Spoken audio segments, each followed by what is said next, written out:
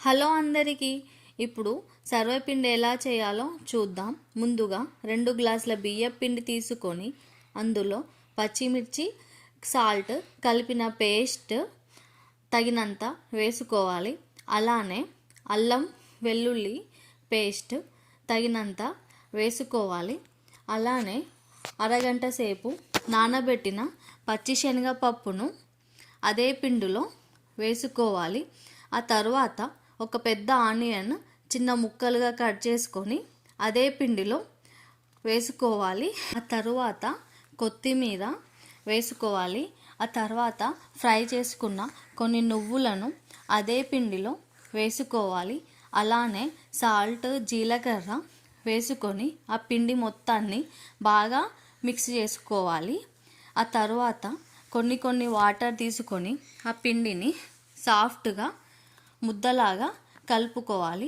ఆ తర్వాత ఒక నాన్ స్టిక్ ప్యాన్ తీసుకొని లేదా ఐరన్ ప్యాన్ తీసుకొని కొద్దిగా ఆయిల్ స్ప్రెడ్ చేసుకొని ఆ నాన్ స్టిక్ ప్యాన్కి కొంచెం పిండి తీసుకొని ఆ చేత్తో పిండిని ఒత్తుకోవాలి.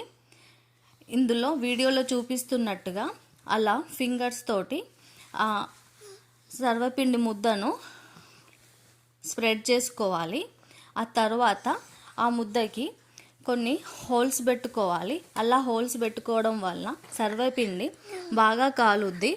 ఆ తర్వాత ఆ హోల్స్ చుట్టూ కొంచెం ఆయిల్ వేసుకొని ఆ తర్వాత మీడియం ఫ్లేమ్ మీద స్టవ్ మీద పెట్టుకొని సర్వపిండిని కాల్చుకోవాలి. ఆ తర్వాత ఒక 5 మినిట్స్ 10 మినిట్స్ అయ్యాక ఆ సర్వపిండిని చూసుకొని ఆ హోల్స్ దగ్గర బ్రౌన్ కలర్ వస్తే స్టవ్ ఆఫ్ చేసుకోవాలి. ఇలా బ్రౌన్ కలర్ వస్తే సర్వపిండి బాగా కాలింది అని అర్థం. ఇలా వేడి సర్వపిండి రెడీ.